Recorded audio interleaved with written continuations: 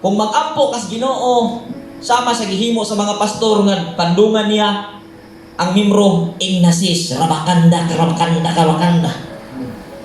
Pas-pas na balik ka, Rabakanda, Rabakanda. Kaya ba ako anak, no, di mo makapamakak. Ano man, kasuway ko, nag-iinanaan ko. Tingnan brad, Rabakanda, Rabakanda. Di mo makapangilan, anak. Dala humong guys. Ha? Dala humong. Oh, dala pa humong para madawat ko no. Receive the Holy Ghost.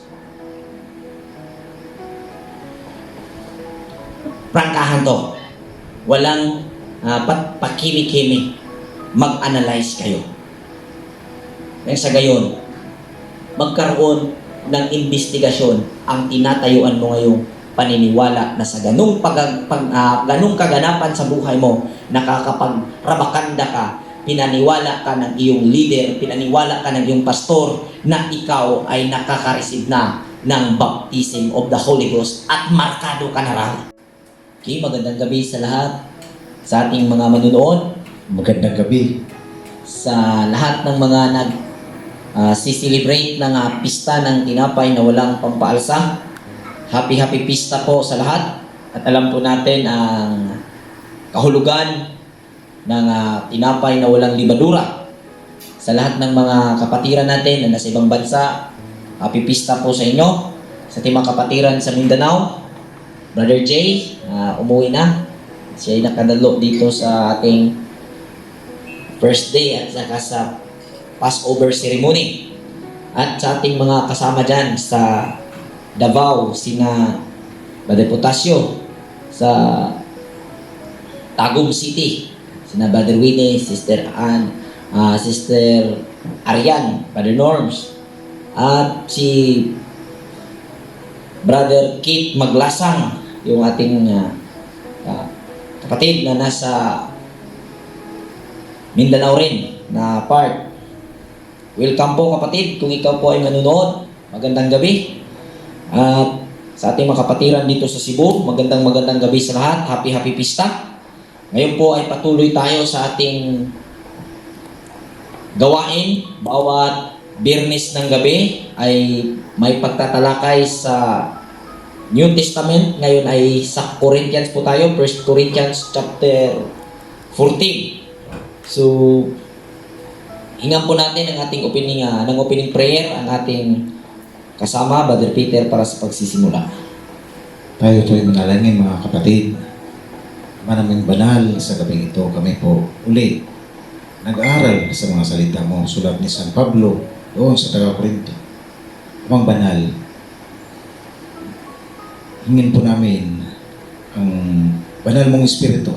Padala mo sa bawat isa na ang gusto na matuto sa pag-aaral na ito, na makuha po nila at maintindihan ang bawat mga salita. Amang banal, kami po ay humingi po ng kapatawaran. Patawarin mo po kami sa aming mga kasalanan. Linisin mo po ang bawat puso ng gustong matuto para madali po, walang hadlang. Amang banal, kami po ay dalisay na may hangarin sa bawat isa sa Torah community na ipabahagi sa mga kapatid na gustong maintindihan. Lahat ng papuri, pasalamat ay tanging sa iyo lamang sa pamagitan ng butong anak ang Messiah Yahweh. Amen. Amen. Okay, once again, magandang gabi. So, ang naging topic natin last Friday ay tungkol sa pag-ibig, no?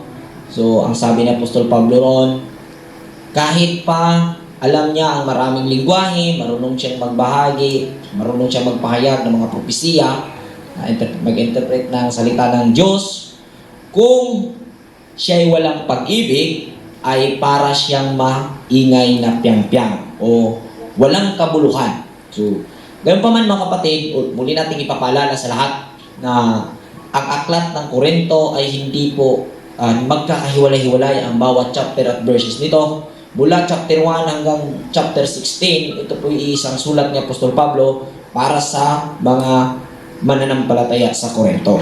So simulan po natin ang ating topic from verse 1 to verse 5. 1 Corinthians chapter 14, verse 1 to 5. Ang sabi dito, pakamithiin ninyo ang pag-ibig. Hangarin ninyo ang mga kaloob na espiritual. Lalong-lalo na ang makapagpahayag ng mensaheng mula sa Elohim. Ang nagsasalita sa iba't ibang wika ay sa Elohim nakikipag-usap at hindi sa tao. Sapagkat walang nakakaunawa sa kanya, ngunit nagsasalita siya ng hiwaga sa tulong ng Espiritu Santo. Sa kabilang dako, ang nagpapahayag naman ng mensaheng mula sa Elohim ay nagsasalita sa mga tao upang patibayin ang kanilang pananampalataya, palakasin ang kanilang loob, at sila'y aliwin. Ang sariling pamumuhay, espiritual, ang pinaunlad ng nagsasalita ng iba't ibang wika. Ngunit ang iglesia ang pinapaunlad ng nagpapahayag ng mensaheng mula sa Elohim. Nais ko sana kayong lahat ay makapagsalita ng iba't ibang wika. Ngunit higit na gusto kong kayo'y makapagpahayag ng mensaheng mula sa Elohim. Higit na mahalaga ang nagpapahayag ng mensaheng mula sa Elohim kaysa nagsasalita sa iba't ibang mga wika. Maliban na lamang kung may magpapaliwanag ng kanyang sinasabi upang makatulong sa pag-unlad ng iglesia.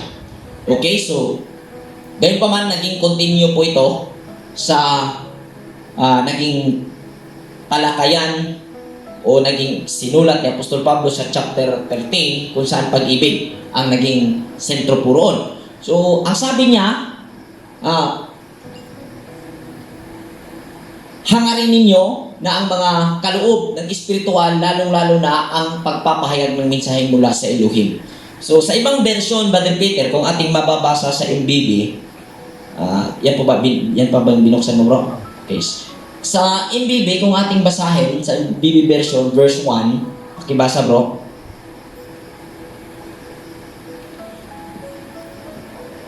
Sa MBB version.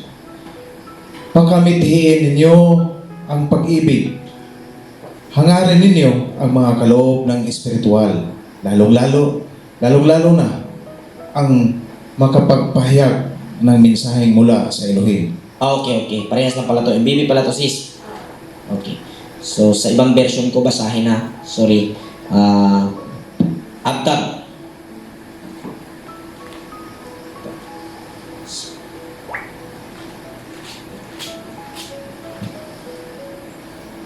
Sundin ninyo ang pag-ibig, gayon may kaloob na ayon sa sundin ninyo ang pag-ibig, gayon may maningas ninyong pakanaisin ang kaloob na inyo na ayon sa Espiritu, ngunit lalo na kayo'y mga kapanghula.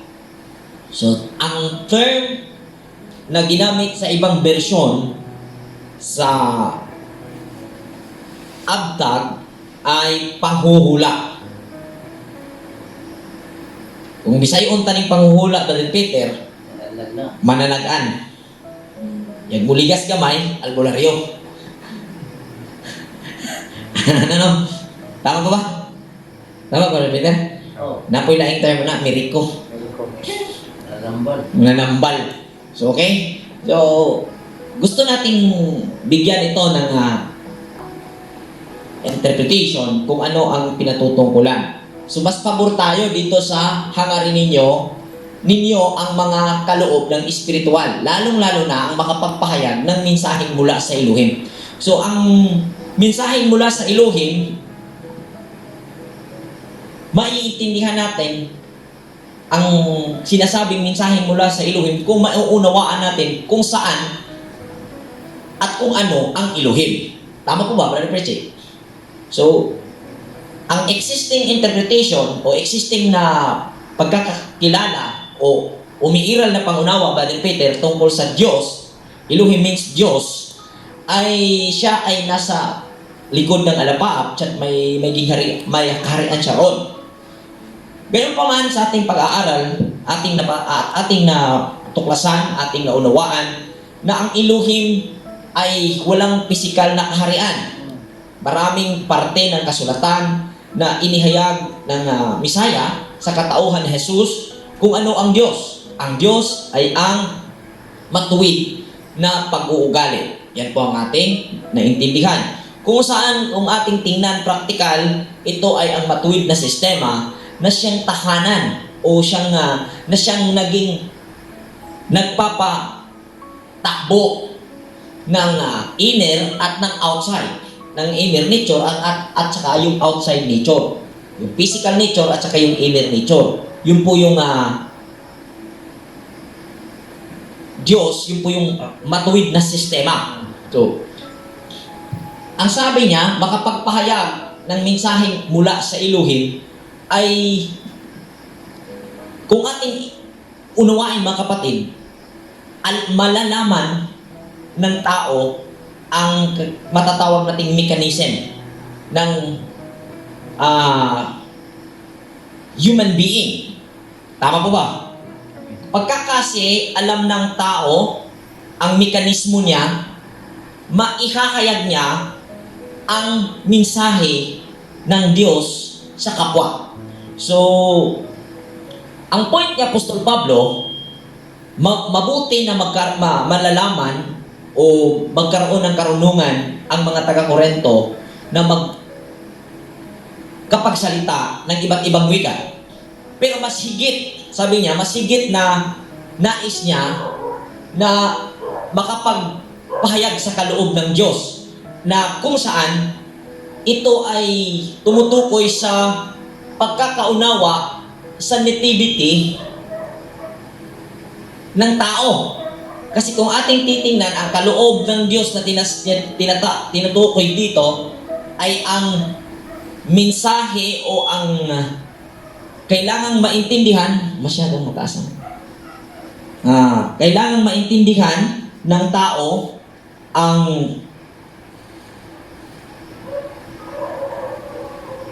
sistema na siyang ginamit ng tao dito sa journey ng buhay. So, since ito'y isinulat sa Genesis chapter 1 verse 26 to 27, ang tao ay nilalang ayon sa wangis ng Diyos. So, nilikha ang tao sa wangis ng Diyos. Kaya,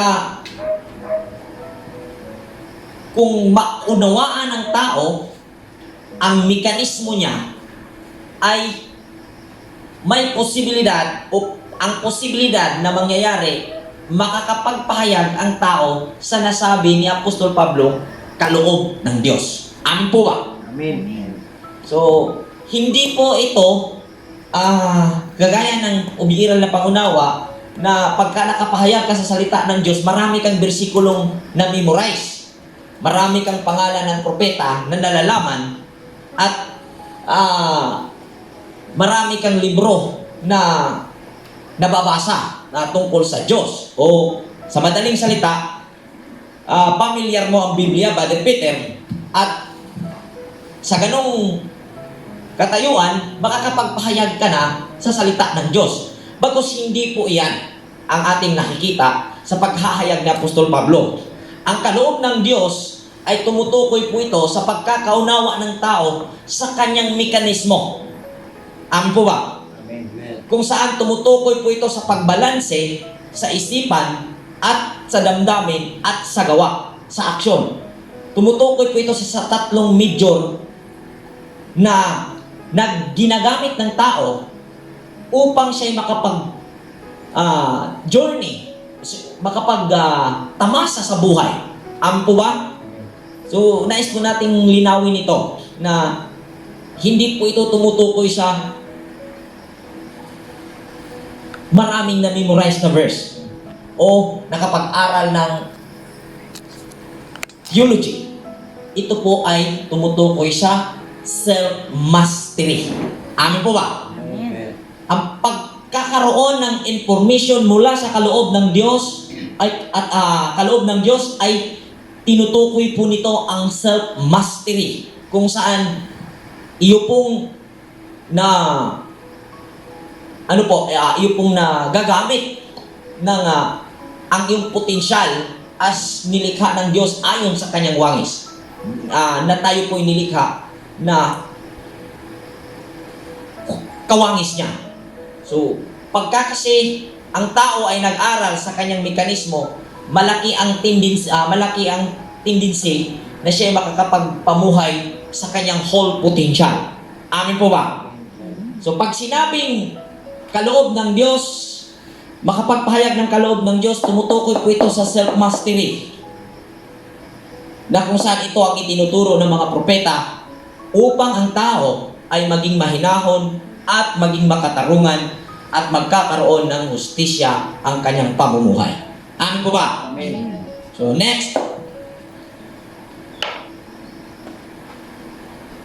Kaya mga kapatid, kung pumunta man ako riyan at magsasalita sa inyo sa iba't ibang mga wika, ano ang mapapakinabang ninyo sa akin? Yun. Wala, sabi ni Apostol Pablo. Makikinabang lamang kayo kung tinuturuan ko kayo ng mga pahayag ng Elohim. So, nang nalalaman ko tungkol sa Kanya, ng mga mensaheng mula sa Elohim at ng mga aral. So, si Apostol Pablo ay nagkaroon na ng karunungan tungkol sa mekanismo ng tao, kung saan nasabi niya, alam niya ang kaloob ng Diyos. Ibig sabihin, si Apostol Pablo ay nagkaroon na ng self-mastery. Alam niya ang mga function at paano ibalanse ang nasabing capacity ng tao na siyang maging sanhi ng pagkakaroon ng kaligayahan, kaginhawaan, kapayapaan. Kasi pag hindi ito nabalanse ng tao, ang emosyon at ang isipan at ang action, ay malaki ang maidudulot na kapahamakan nito sa tao. Amin po ba? So, hindi po ito tumutukoy sa bersikulo o anumang mga pantasyang naiisip ng tao na mayroong nagsasalita sa kanya o ano-ano pa.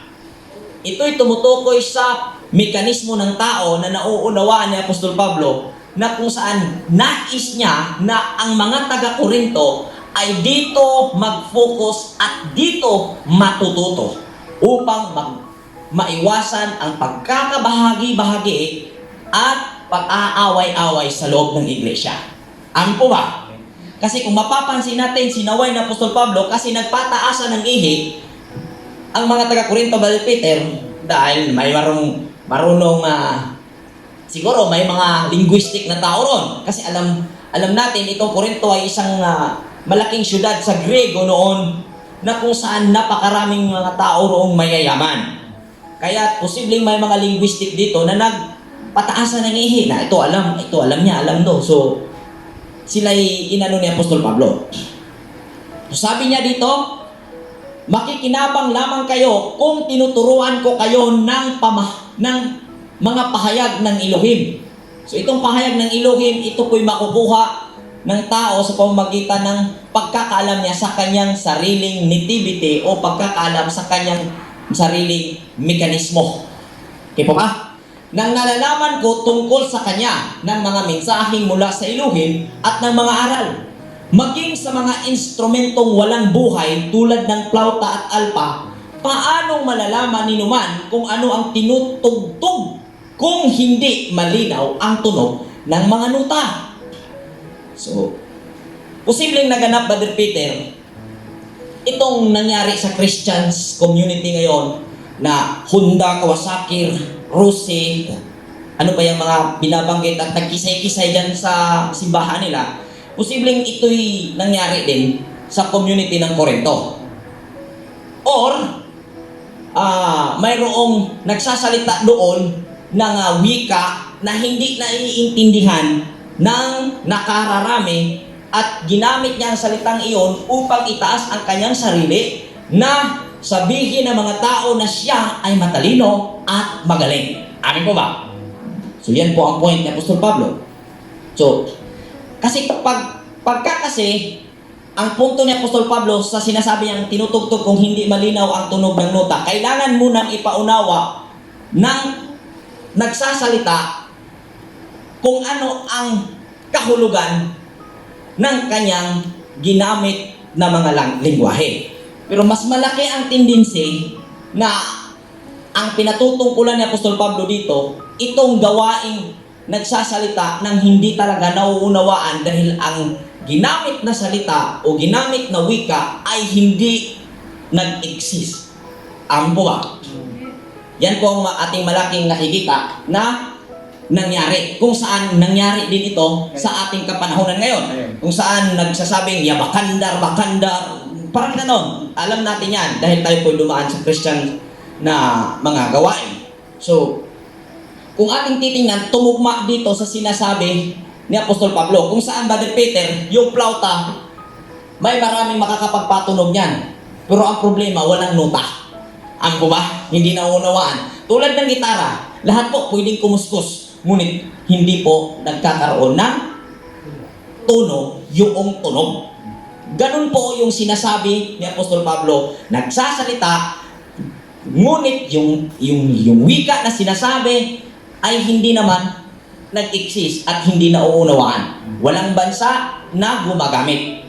Na tulad ng mga, huwag po kayong magalit ha, pag nakapasyal po kayo dito sa aming Facebook account, huwag po kayong magalit. Nais kong i-analyze po ninyo ang inyong ginagawa. Kung saan, pan naman kayo ni Apostol Pablo. Okay? So, at kung hindi malinaw ang tunog ng mga trompeta, sino ang maghahanda sa pakikipaglaban? Lahat po pwedeng magpatunog ng trompeta. Ngunit mayroon pong specific na tunog kung saan pag yun ay tumunog, natatandaan at nakikilala ng mga tao na yung tunog na yun ay hudyat na may giyera. Ano po ba? Tulad ng ating pagpapatunog ng shofar o trompeta in every Sabbath day or every holy convocation, mayroon po tayong mini-maintain na pagpapatunog. Amin po ba? Hindi po tayo nagpapatunog ng kung ano-ano lang. Hindi po yan. Kasi ang pagkakaintindi ng marami na nabasa kasi Brother Peter sa mga interpretation, no? Yung shofar is highest form of worship. Kaya ang mga nakakatuklas sa shofar, basta makapatunog lang. Kasi nakapagpupuri na daw sa Diyos. Oh, yun. Pero kung hindi mo napatunog yung tunog na may kahulugan, ay wala pa rin yung kabuluhan. Ano po ba? Amen. Depende kung yung pagpapatunog mo, minimintin mo yun, ay pinapatunog mo yun bilang devotion mo sa pagsisimula ng iyong sabihin natin, pagmumuni-muni, meditation. Yung tunog na yun ay pinatutunog mo na kung saan ikaw ang nagbigay ng kahulugan noon na ito ay sinyalis na ako ay bago ako meditation, pinapatunog mo yun. Pero kung patunog-tunog ka lang dyan at para bang may pinaparinig ka sa taas na, nagpatunog na kami Diyos, lumingon ka na kasi mag-prayer na kami ngayon. Ha? Pagtarong niya. Sige na sa iyo pagkaana. Okay? Gayon naman, paanong malalaman ninuman ang nais ninyong sabihin kung magsasalita kayo sa pamamagitan ng wikang hindi naman nila nauunawaan para kayong nakikipag-usap sa hangin. Okay? Maraming iba't ibang wika sa daigdig at bawat isa ay may kahulugan. Klaro? Repeat. Kung saan ang Christian world, Christian community, nagsasalita ng wika nang hindi naman naiintindihan. Dahil walang bansa na gumagamit sa wika na kanilang sinasabi habang sila ay nag-claim na yun, pag nangyari yun, ay sila ay filled with the Holy Spirit. Tama ba na, friends? So sinaway ng Apostol Pablo yan. Pag-aralan nyo to. Next. Sa Numbers chapter 10, verse 9, basahan po natin. Sa Números Kapitulo 10, versikulo 9. Mga bilang. Mga bilang.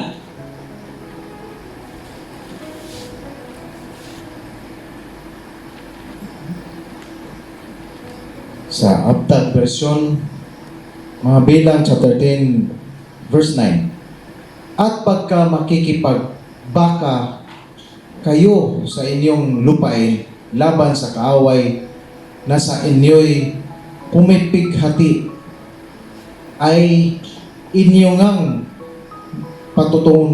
patutunugin ang hudyat ng pakakak at kayo'y aalalahanin sa harap ng Panginoon ninyong Diyos at kayo'y maliligtas sa inyong mga kaaway.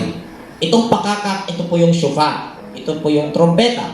Kung saan papatunugin. At siyempre, may specific yon na tunog na kung saan naipaalam na sa buong bayan na pag yun ay tumunog, mayroong hudyat ng digmaan o anuman na pinatutungkulan base sa tunog na tumutunog habang pinapatunog ang nasabing pakakak. Amen po ba? Amen. Gaya ng mga nagsasalita ng ibang wika, kapag nangyari yun, kailangan mayroong nakakaunawa. Pag walang nakakaunawa, nagsasalita ka lang ng walang kabuluhan, parang nagsasalita ka lang sa hangin. Amen po ba? Kasi parang, ano po itong pangyayari ito, Brother Pitch, pagka kasi nakakapagsalita ng ganon, Bakanda, Rossi, Honda, Kawasaki, parang naging kampante ang mga mananamba sa Kristiyanong community dahil yun daw ay tanda, baptism with the Holy Spirit. Malaking kasinungalingan at malaking panluloko ang ganong pamamahayag. Pinaasa kayo sa hindi maaasahang pangyayari. Amen. Amen. Okay, Job chapter 39 verse 25.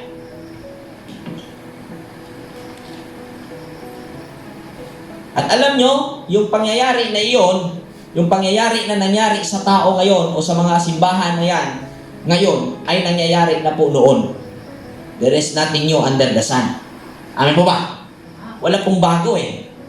Nauulit lang. Basahin natin ang Job, Kapitulo 39, versikulo 25. Kanyang sinasabi sa tuwing tutunog ang mga pakakak, aha, at kanyang naaamoy ang pagbabaka sa malayo, ang sigaw ng mga kapitan at ang hiyaw. So, ang point ko talaga, kailangan mayroong mensahe ang tunog. Ibig sabihin, kailangan maiintindihan ang nais maiparating kung bakit nagsasalita ka ng ganung wika. Kung walang nakakaunawa, yan ay iyong masasabi na likha ng, ano tawag ka magkurong-kurong bro? Ha? May English na termino niyan. Epilepsy? Ha? Seizure? O parang ganun. Kung sa Bisaya pa, mura ka ana o slightly gipatol. Amen? Seizure. Tawag ba nun? Tawag po nun. Nangisay-ngisay ka eh. Tapos wala namang pinatutungkulan. So mayroon pong naganap na ano sa iyo. So dahil hindi may paliwanag at posibleng yan ay dulot ng patol. Posible ba yun? Posible. Dahil nangyari yon, imbalance sa iyong emosyon at isipan sa pagnanais na ang Diyos o Espiritu ng Diyos ay magiging pupuno sa pagkatao mo. Diyan ka nagkamali. Ang Espiritu ng Diyos matagal nang nasa tao, hindi na pag-aralan kung paano i-activate ito. Amen po ba? Amen. Kaya kailangan po natin malaman ang kaloob ng Diyos, yan po ay pag self-mastery, kung saan pinag-aralan ang mekanismo or tinatawag na may term yan sa yoga, bro. Anong tawag nun? Ha? No. May ibang termino niyan sa inner engineering. Inner engineering. Kailangan malaman ang inner engineering. Yan po ang pagkakaroon ng kaunawa sa kaloob ng Diyos. At pagka naunawan mo yung inner engineering sa iyong pagkatao, ay makakapagpaliwanag ka sa iyong kapwa kung bakit may ganyang nangyari sa tao, at sa ganung paraan, naa-aware ang tao kung paano niya i-manage ang kanyang sarili. Amin po ba? Yeah, next. So, ngunit kung hindi ako marunong ng wikang ginagamit ng aking kausap, hindi kami magkakaintindihan. Yes, normal. Kaya pag nagsasalita ka sa loob ng simbahan ninyo at walang nakakaunawa, ang interpretation na gagawin ng naroon, ang Diyos ay nagsasalita. Ramakanda, ganun. Dahil nananabi kayo sa mga kaloob ng Espiritu, sikapin ninyong sumagana kayo sa mga kaloob na makakapagpaunlad sa iglesia. In practical na usapin, kung ang tao ay magkakaroon ng management sa kanyang emosyon, sa kanyang isipan, uunlad ang tao. At pag ang isang community ay nagsasagawa at nag-practice kung paano i-manage ang emosyon, isipan at aksyon, walang kaduda-duda, hindi kailangan ng maraming bersikulo, uunlad ang komunidad na iyon. Amen. Ano po ba? Praktikal po.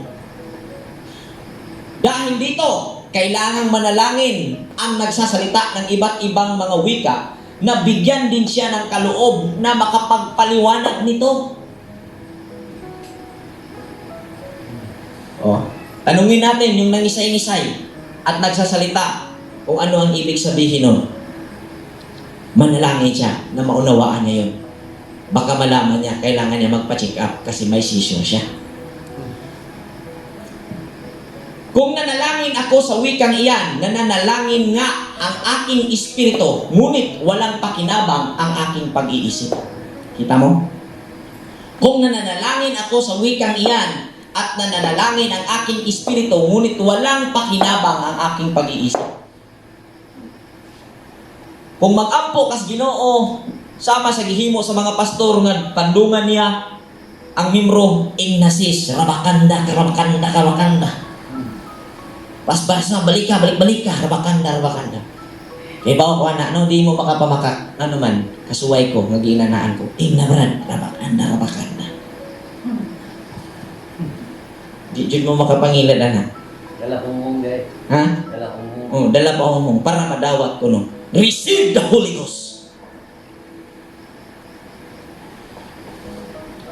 Prangkahan to. Walang pakimi-kimi. Mag-analyze kayo. Nang sa gayon, magkaroon ng investigasyon ang tinatayuan mo ngayong paniniwala na sa ganung kaganapan sa buhay mo, nakakapag-rabakanda ka, pinaniwala ka ng iyong leader, pinaniwala ka ng iyong pastor na ikaw ay nakaka-receive na ng baptism of the Holy Ghost at markado ka na raw.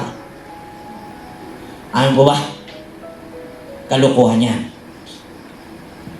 Ano ang dapat kong gawin? Manalangin ako sa pamamagitan ng aking espiritu, ngunit gagamitin ko rin ang aking pag-iisip sa aking pananalangin. Ako'y aawit sa pamamagitan ng espiritu, ngunit gagamitin ko rin ang aking pag-iisip sa aking pag-aawit. Ibig sabihin, sa inihayag ni Apostol Pablo, sa bawat ginagawa, kailangan nagkaroon ng unity ang tatlong major capacity ng tao, which is isipan, damdamin, at aksyon. Kung saan ang tinatawag niya ditong paggamitin ng aking espiritu, ito po yung pakiramdam. Na kung saan yung pakiramdam, yung po yung tagadala ng mensahe mula sa sistemang pagkamatuwid na magdating sa iyong loob o darating sa iyo bilang mensahe ng Diyos. Amen po ba? Damdamin po yun, espiritu. Ibig sabihin ni Apostol Pablo, sa bawat ginagawa, mayroong pagkakaisa ang tatlong major na capacity ng tao bilang ito ang kanyang gagamitin para mayroong kaginhawaan ang kanyang paglalayag sa mundong ito. Amen po ba? Colosas Kapitulo 3, versikulo 16. Mananahan nawang sagana sa inyo ang salita ni Kristo ayon sa buong karunungan.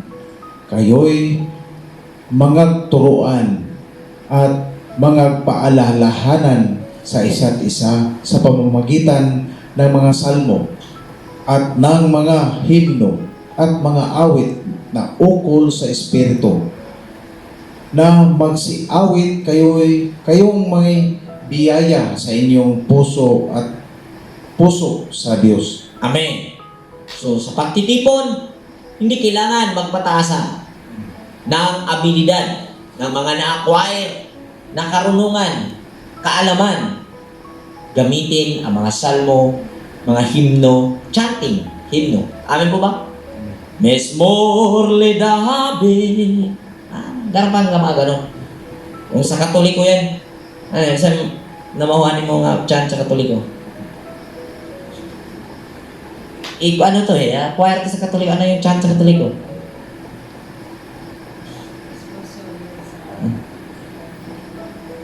Yun yung mga himno. Sa pagtitipon, yun ang gagamitin. Hindi yung mga wikang hindi nauunawaan. Ano po ba? May salmo na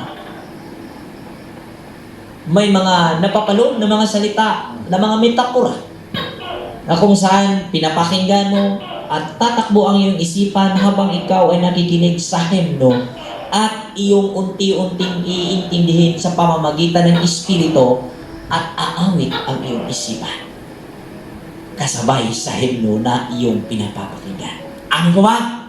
Ganun po yun.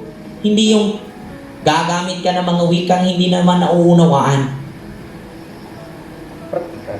para linlangin at masabi ng mga taong nakapalibot sa iyo na ikaw ay mayroong pagtatangi at mayroon kang lingwaheng dinatnan ka ng lingwahe ng ikaw lang at ang Diyos ang nakakaunawa. Ganun po ba yun? Wag naman. Next. Kung nagpapasalamat ka sa Elohim sa pamamagitan ng Espiritu lamang, paanong makakapagsabi ng Amen? Kung sa pagpakiramdam mo lang pasasalamatan ang Diyos in public. At gamitin mo yung wika na hindi naiintindihan during sa iyong pagsasalita sa nakararami. Paano nila sasabihin Amen? Na kung saan ang salitang Amen, ito ay Hebrew, na kung saan binabanggit ito ng mga mananampalataya kapag lubos na nauunawaan nila ang inihayag na at ibinahaging salita ng naghahayag sa harap. Amen mo ba? Ibig sabihin ng Amen means truth o tinuod na. Ganun po yun sa Bisaya. Kung sa Tagalog, totoo po yan. Pagka sumagot na Amen, ang ibig kong sabihin nun, totoo po yan. Amen po, totoo po yan.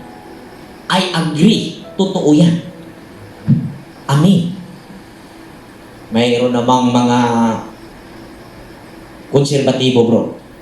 Huwag daw magsabing Amen.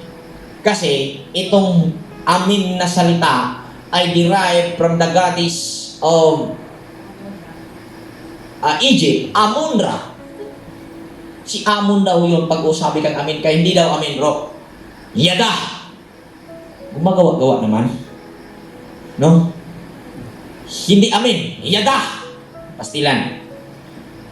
Dahil daw, yung Amen, derived daw yun sa goddess of Egypt, Amun-Ra. Paano yun? Kahit nga tayo mga Bisaya, yung sili sa waray, ari yun ng lalaki. Ang sili sa Cebuano, maanghang yun, hindi yun ari sa lalaki. Ano po ba? Hindi ibig sabihin magkaparehas.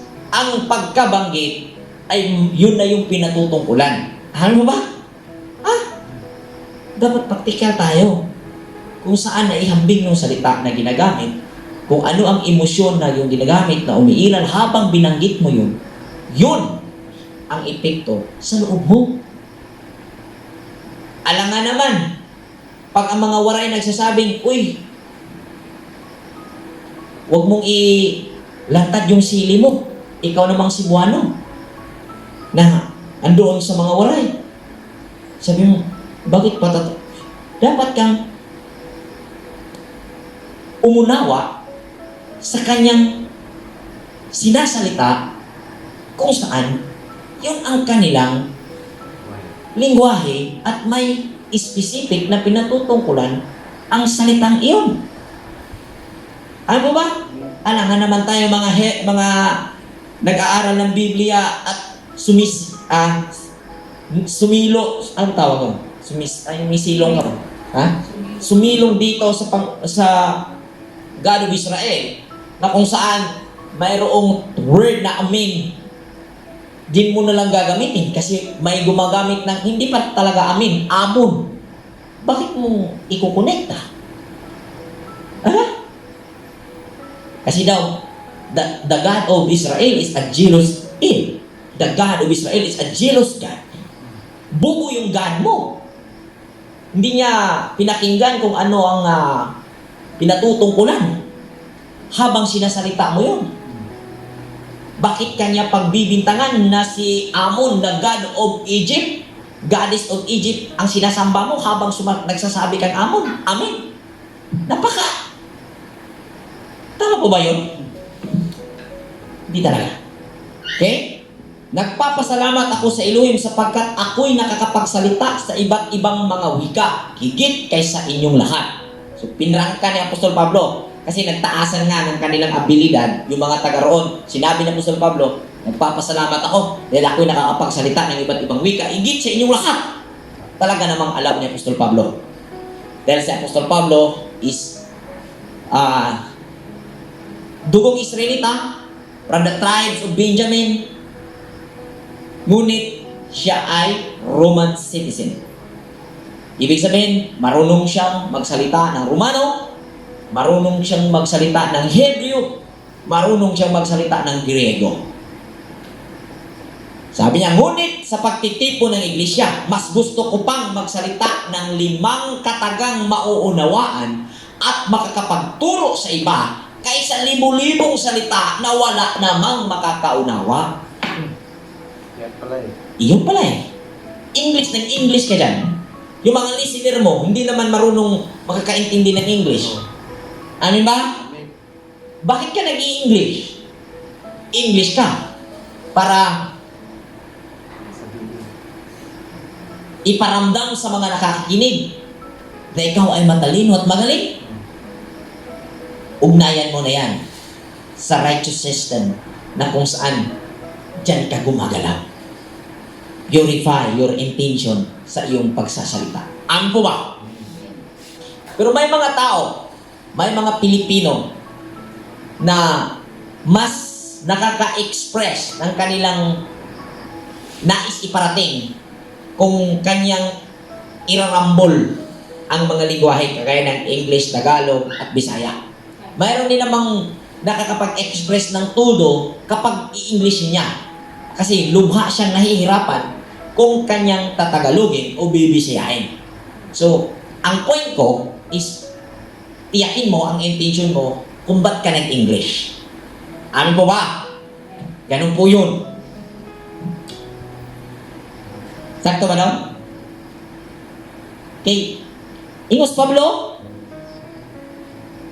mas gusto ko pang magsalita ng 5 katagang mauunawaan at makakapagturo sa iba kaysa libo-libong English. Joke. libo-libong salitang wala namang nakakaunawa. Hindi naman English kasi nakakaunawa naman yung English. Ano ba? Pero tayo pong magbabahagi, i-assess po natin yung nakikinig kung mauunawaan ba nila ang salitang iyong gagamitin. Ano po ba? Kailangan po yun. Next. Okay, 1 Corinthians chapter 14, verse 26. Nag-advance natin ito. Ano nga ito, mga kapatid? Pagka kayo'y nangagkakatipon, ang bawat isa sa inyo'y may isang awit, may isang aral, may isang pahayag, may wika, may isang pagpapaliwanag. Gawin ninyo ang lahat ng mga bagay sa ikatitibay. Amen. Amen. So, ibig sabihin, iba't iba man ang magaganap during convocation ay tiyakin na yung destination sa lahat ng ginagawa sa pagtitipon, ang makikitang ending ay ang purpose nun is papatibayin ang iglesia. Hindi para mas magaling yun. Mas yun ang papasasalitain natin. Mas mas maganda yung magsalita. Kasi maraming English. Maraming salita na ganyan. Mas maganda yun kasi rabakanda. No? Acts chapter 2 verse 13 to 17. Mga Gawa, chapter 2, verse 13 to 17. Datapwat ang mga iba'y nangaglilibak na nangagsabi sila'y puno ng bagong alak. Datapwat pagtindig ni Pedro na kasama ang 11 ay itinaas ang kanyang tinig at sa kanila'y nagsaysay na sinabing, kayong mga lalaking taga-Hudiya at kayong lahat na nangananahan sa Jerusalem, mga alaman nawa ninyong lahat ito ay inyong pakinggan ang aking mga salita, sapagkat ang mga ito'y hindi mga lasing na gaya ng inyong inaakala, yamang ngayoy oras na ikatlo lamang ng araw. Datapwat ito'y yaong sinalita na sa pamamagitan ng propeta Joel. Verse 17. At mangyayari sa mga huling araw, sabi ng Diyos, na ibubuhos ko ang aking espiritu sa lahat ng laman, at ang inyong mga anak na lalaki at babae ay manganghuhula, at ang inyong mga binata ay mga kakakita ng mga pangitain. Ang inyong mga matatanda ay magsisipanaginip ng mga panaginip. Amen. So yung nangyari sa Acts 2, kung saan naganap yung sinasabing filled with the Holy Spirit doon sa pinagtitipunan ng mga mananampalataya, ay napagkamalang mga lasing. Kaso ganito kasi yung nangyari. Ang mga nagsasabing lasing, yung mga taga-Judea, means mga Hudyo, kung saan ang isinasalitang wika ng mga taong kasama sa Messianic na pananampalataya ay mga wikang para sa mga bisita na naroon at nakipista sa bayan, sa pistang sinisilibrate ng mga Hudyo, kung saan ito'y tinutukoy na sa propeta na mangyayari sa huling araw na ibubuhos ang banal na Espiritu. Which is, nakakapagpahayag ang mga mananampalataya sa mensahe, means sa kung ano yung nangyari o ano yung mensahe o kaloob ng Diyos, kung saan nagsasalita silang nagmamay-ari sa wika na kanilang sinasalita. Ano ba ba? Kasi dito kasi tumatakbo, Brother Peter, itong mga taong nagrabakanda, itong mga taong rabakanda, tapos yung pinapandungo, gano'n. Dito kasi sila tumatakbo upang gamitin ito.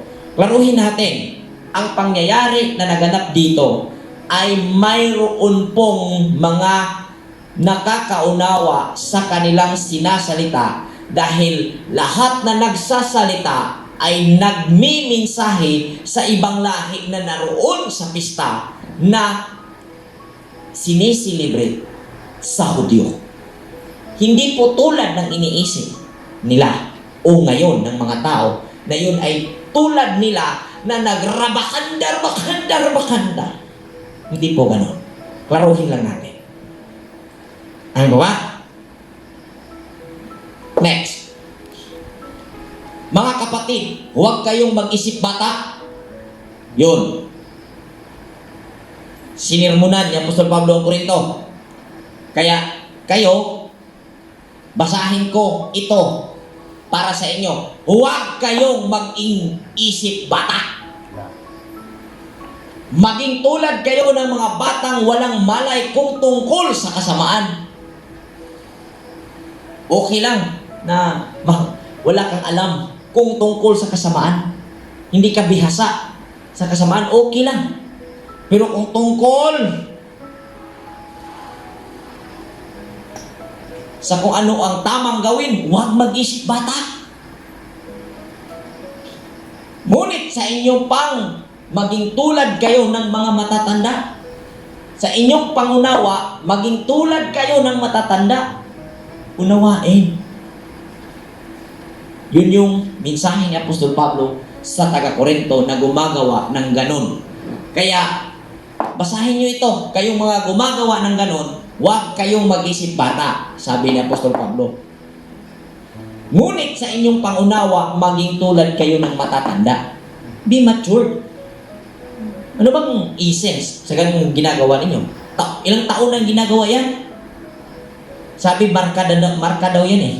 Pagka kasi namatay ka na nakapagrabakanda ka na Brother Peche, pagbalik ng Panginoong Hesus, maliligtas ka raw. Kasi marka na yun. At pag namatay kang hindi ka nakapagrabakanda, hindi ka daw maliligtas. Kaya, hindi man yun na marka. Hindi ka man na... Kasi, ang sabi, mabautismohan kayo sa tubig. Kasunod, mabautismohan kayo sa Espiritu at apoy. At yung Espiritu daw, bautism of the Holy Spirit, yun daw rabakanda. Ganito ang nakasulat sa kautusan. Sabi ng Panginoon, magsasalita ako sa bayang ito sa pamamagitan ng mga taong may ibang wika, sa pamamagitan ng labi ng mga banyaga, ngunit hindi pa rin nila ako pakinggan. Kung gayon, ang kaloob ng makapagsalita sa iba't ibang mga wika ay isang palatandaan para sa mga hindi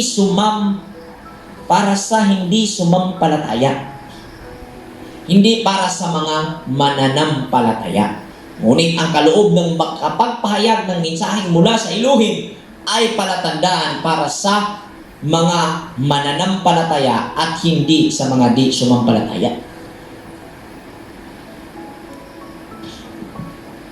Ibig sabihin, kapag nagsasalita ka ng wika, sabi ni Apostol Pablo, sa lugar nila, kapag nag-explain ka na hindi gamit ang existing na language na ginagamit dito o nila noon, at ginamit mo, yun ay tanda na ginagawa mo yun para sa hindi mananampalataya na dumating kasama ninyo.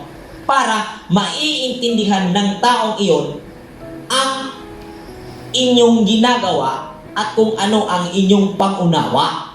Amen po ba?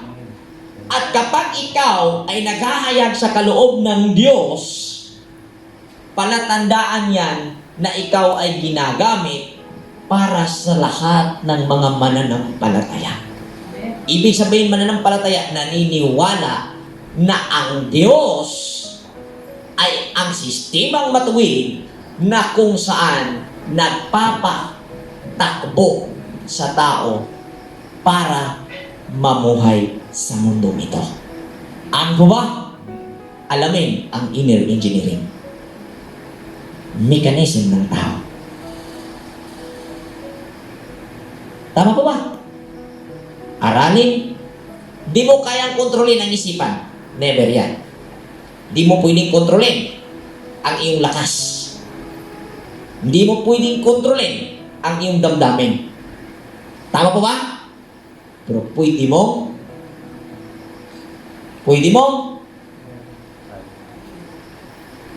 i-manage. Manage.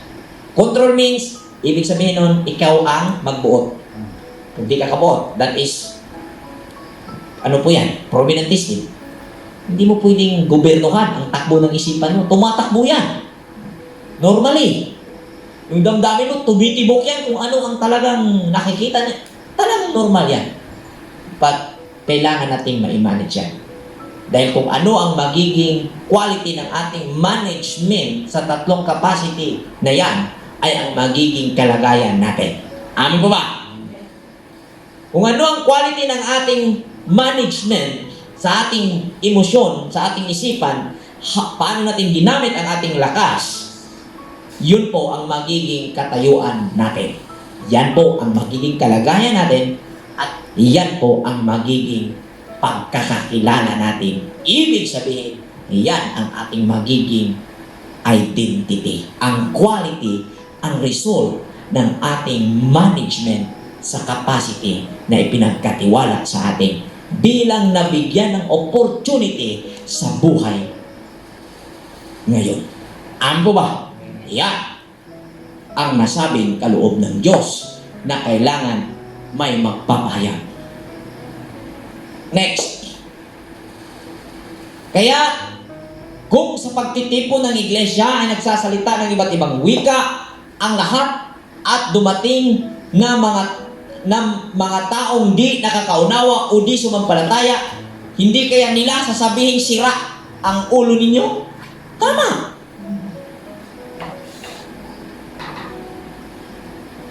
Pagka dumating ang isang taong hindi nauunawaan ang sinasabi ninyo sa lugar na kung saan nagtitipon kayo at di niya nauunawaan ang ginagawa ninyo, di ba masasabi niya, baliw ang mga tao dito? Amen po ba? Kaya, pagka mayroong magsasagawa ng pagpapaunawa sa kanya, lubos niyang mauunawaan ang ginagawa. Amen? Ngunit kung ang lahat ng nagpapahayag ng mensaheng mula sa Elohim at dumating doon ang isang di nakakaunawa o di sumampalataya, makikilala niyang siya'y makasalanan. Madarama ang kanyang tunay na kalagayan. Amin po ba? Amen. Dili pinaging nga tag-ano ng tao, hindi sa paraan na tag-anon ka. Kung may paliwanag ng nasabing tagapahayag sa kaloob ng Diyos kung ano ang mekanismo ng tao, pag narinig ito ng tao, maiintindihan niya kung kailan siya nagkasala, kung paano siya nagkasala, dahil naipaliwanag ng nagpapahayag ang inner engineering ng tao. Kaya pag sinabing kaloob ng Diyos, yan po ay tumutukoy sa pagpapaunawa sa nasabing inner engineering na termino na ginamit sa ating makabagong panahon ngayon. Na kung saan sa termino ni Apostol Pablo ay makakapagpaliwanag sa kaloob ng Diyos. That is inner engineering. Ano ang whole function ng ating buong mekanismo. Tama ba? At malalaman niya ang mga lihim ng kanyang puso. Pag may nakakapaunawa, ganyan ang function ng damdamin, ganyan ang function ng isipan, ganyan ang dapat mong gawin kapag ganyan ang tumitibok.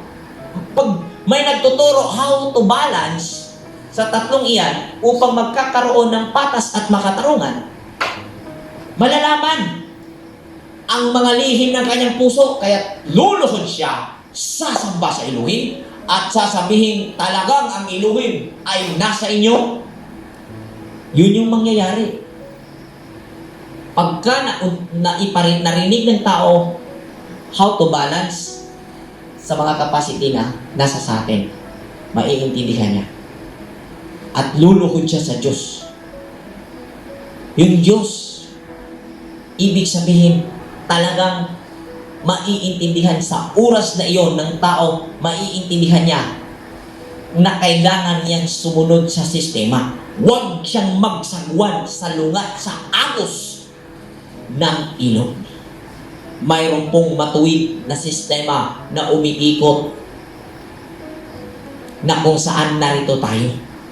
Kailangan nating aralin nang sa gayon ang ikot ng sistemang ito ay hindi natin masasalungan. Kapag nalalaman ng taong tagapagbahagi ng kaloob ng Diyos ang ikot ng matuwid na sistemang ito, magkakaroon ng kaliwanagan ang nakikinig at makikilala niya ang kanyang pagkakasala. Amin po ba, Brother Peter? Efeso chapter 5, verse 13. Datapwat ang lahat ng mga bagay pagkasawata ay itinatanyag ng kaliwanagan, sapagkat ang lahat ng mga bagay na itinatanyag ay kaliwanagan. Amen. Pagka naklaro ang function ng mga capacity ng ito, ay matatawag na kaliwanagan. Ibig sabihin, magkaroon ka ng understanding with clarity tungkol sa iyong pag-iral dito. At dito mo lubos mauunawaan bakit sinabi ni Solomon, the whole duty of man is to obey His commandments. Takto ba daw? Wala yung tuyo. Ganun gibuhat ang tao aron mo tuman sa sugo. Kung sa may sugo, ingon des mga Judaism, tumanon ang balahon sa iyo pa. Asang balahon ang tumanon? Balahon ni Moises? Ang sugo tumanon. Ang balaod mag-usab-usab aron ang sugo mapatunhay. Kay ang sugo mao ang hustisya, katarungan, mao'y ikinabuhi. Logic. Naibalaod gibutang sa plaza, Brother Pichi. Ang nakasulat dito, take off the brush. Ano ibig sabihin nun? Ngayon, namatay yung brush kasi nag-Il Nino. Effective pa ba yung take off the brush? Brother Peter? Ang sabi dun sa batas na inilagay sa plaza, berding-berding yung mga damo, take off the grass. Nagkain ninyo, Brother Peter, namatay ang grass. Ngayon, may bisa pa ba yung batas, take off the grass? Wala na, mayroon pa. Wala na, kasi patay na yung grass. Gayon din ang batas ni Moses. Wala na ang panahon ni Moses, lumipas na. Kaya hindi na po mabisa ang batas ni Moses dahil mabisa iyon sa panahon ni Moses. Ginawa ang batas na iyon dahil nakalimutan ang utos. Amen? Ngayon, ang utos ay nanatili. The commandments is permanent. Permanent. Ha? Ang kautosan po ay permanent. At kailangan pong mabago ang batas dahil ang panahon ay nagbabago. Pagka nagbago ang panahon, nagbabago o magbabago rin ang batas. Kung batas ni Moses ang basihan mula noon hanggang ngayon, walang cybercrime law. Amin po ba? Kaya wala pa may cellphone panahon ni Moises. Wala pa anti-drug law. Kaya wala pa may shabu panahon ni Moises. Amen? Unya. Kay batas man din ni Moises ang basihan. Magpwede mo mag-adik-adik. Kaya wala man sa balaod ni Moises nga di pwede mo suyo o shabu. Amen? Una-unaan ninyo maayo itaw. Parehas ngayon, take off the grass. Nyawa na dihang grass. Kaya namatay, tungod kay nausap ang panahon. O gamit niya kung kasbalaot take off the grass, kawa man dihang grass. Amen? Mo gamit ni kasbalaod ni Moises, kawa namang balaod ni Moises. Kaya wala namang panahon ni Moises. Unsay imong gamiton? Kadtong, unsay imong gamiton? Kadtong sugo nga maoy hinungdan nga anong gagama o balaod si Moises. Tagalogin ko. Ano ang ating pagtuunan ng pansin? Yung utos na naging sanhi kung kaya si Moses ay gumawa sa mga batas na iyon upang ang tao ay mamuhay sa utos ng Diyos. Ang utos ay hindi nagbabago, kaya gumagawa ng batas na nagbabago-bago dahil ang panahon ay nagbabago. Permanent ang utos, ang batas ay nagbabago. Klaro? Ayan. Kasi ito si Apostol Pablo na misinterpret ito ng babasa. Okay, next. Ano ngayon ang kahulugan ng lahat ng iyon, mga kapatid? Kung sa inyong pagtitipon ay may umaawit at nagtuturo, may naghahayag ng kalooban ng Elohim, may nagsasalita sa iba't ibang wika, at mayroon namang nagpapaliwanag noon, gawin ninyo ang lahat ng iyan sa ikauunlad ng iglesia. Gibuhat ba na sa Torah community? I'm proud nga muingon. Yes. Gibuhat na muna. Na ay nagtudlo o lingwahe. Natay Hebrew lesson, nahunong lang, pero na ay program ta na. Na ay Brother Peter nga kanta. Na apoy mo mag-gitara. Na apoy magwali. Amen. Kung may magsasalita sa iba't ibang mga wika, sapat na ang 2 o 3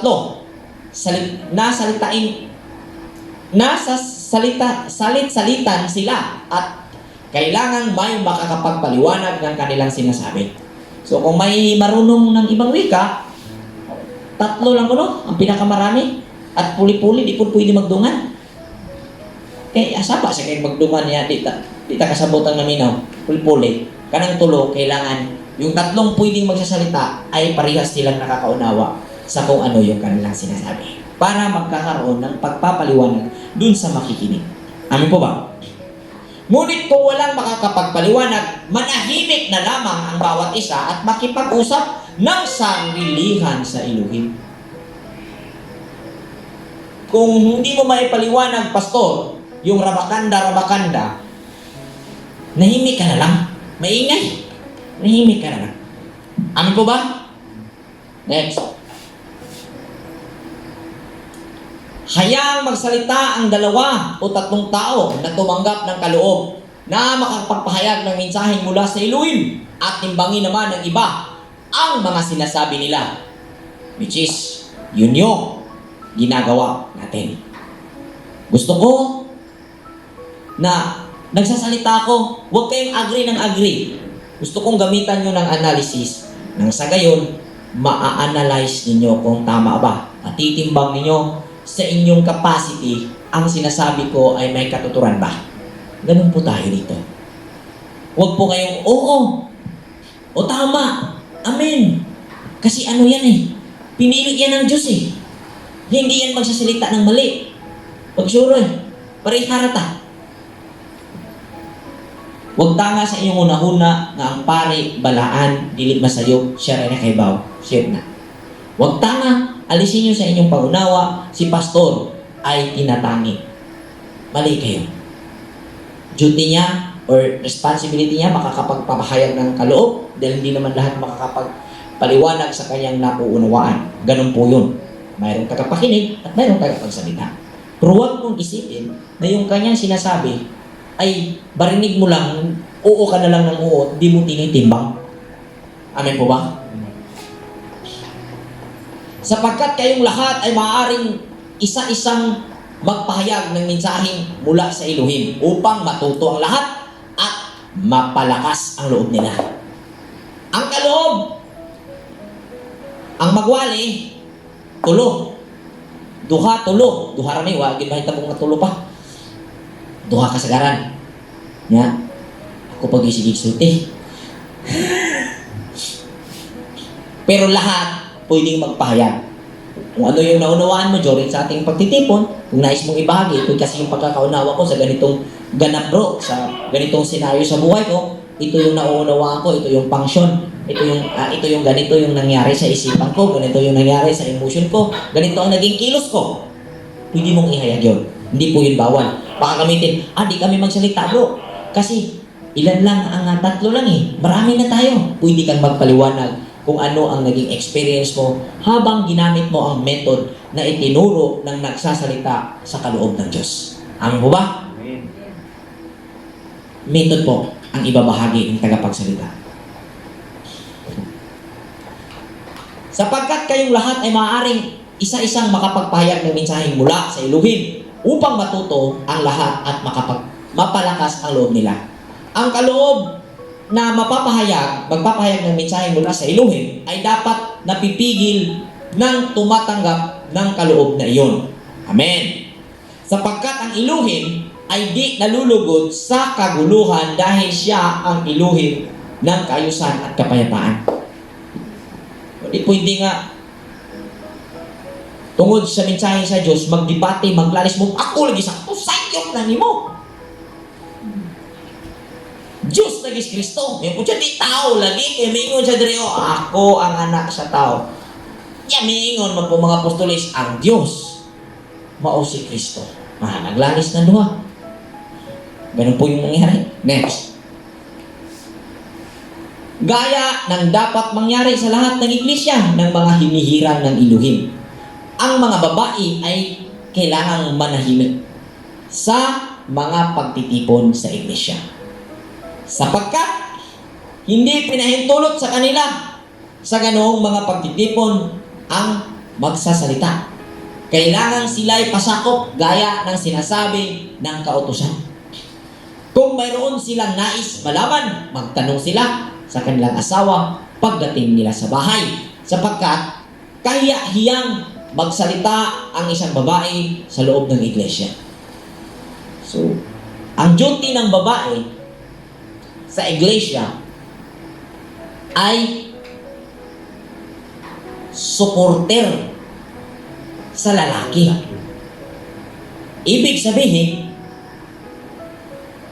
kung ano ang naituro ng lalaki, suportaan ng babae. Amin po ba? Ibig ba sabihin bro, hindi talaga makakapagtayo dito sa harapan. Yan kasi yung nababasa, hindi siya pwede magsalita. Pwede. Pero hindi pwedeng pangunahan niya ang pagtuturo na gagawin. Kailangan ang lalaki ang nagtuturo kung ano yung itinuturo ng lalaki, dadagdagan at patitibayin ng babae. Tulad ng nangyari sa 1 Corinthians 11:2 hanggang 7. Basahin po natin, Brother Peter. Mga taga-Korinto chapter 11 verse 2 to 7. Ipinagmamalaki ko kayo dahil naaalala ninyo ako at sinusunod ninyo ang mga itinuturo ko sa inyo. Ngunit nais kong maunawaan ninyo na si Kristo ang nakakasakop sa bawat lalaki.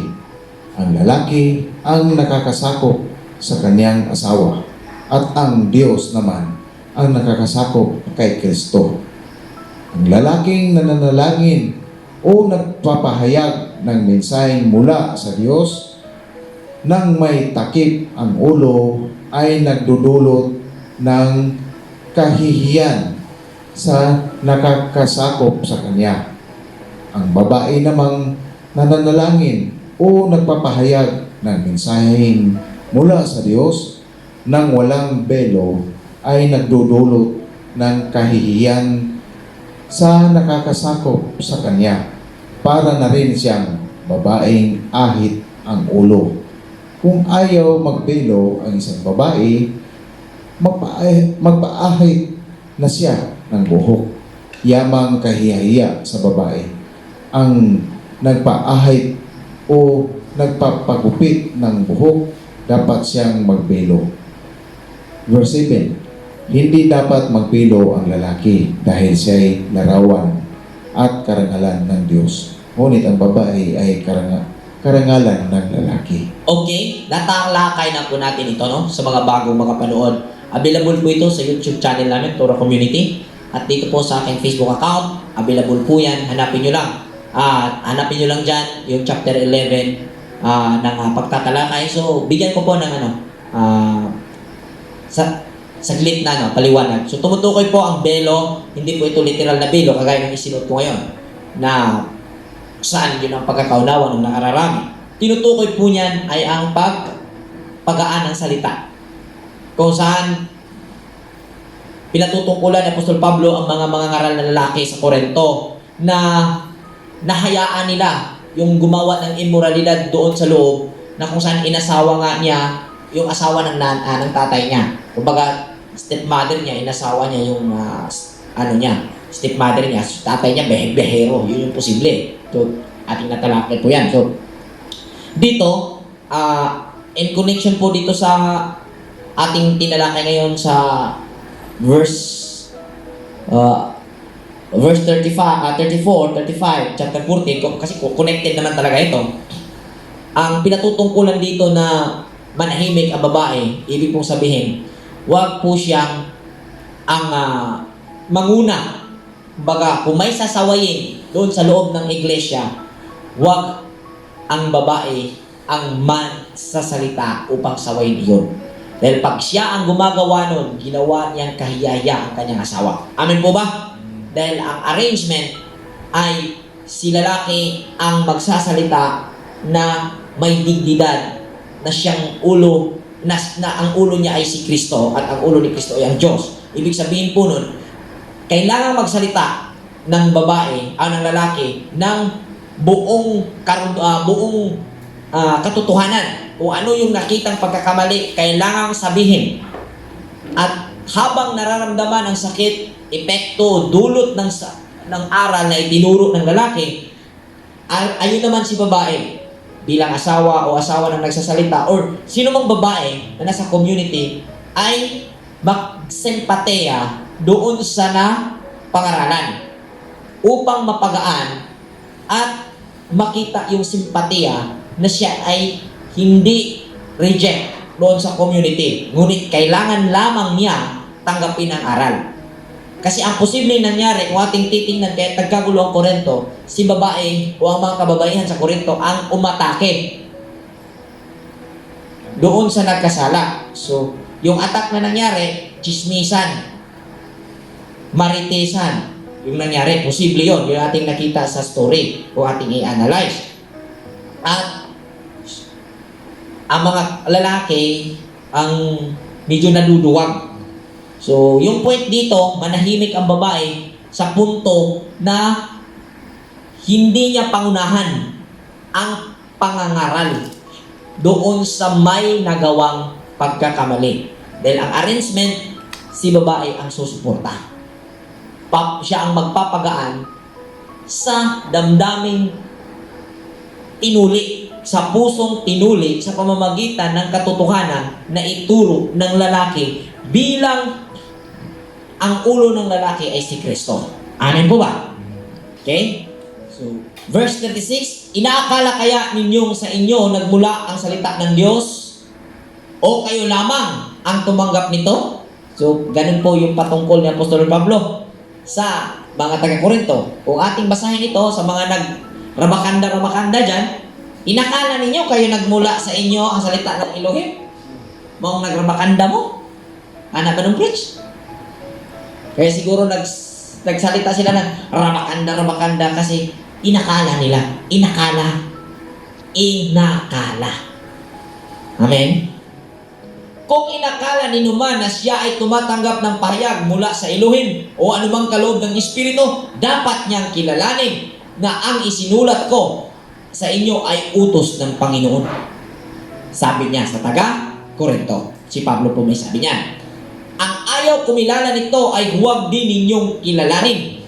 So pag hindi tinanggap ang kanyang aral doon sa Korinto at na kontra nito, sabi ni Apostol Pablo, huwag kilalanin. Yan po ang kanyang bilin sa mga mangangaral roon o sa mga mananampalataya roon.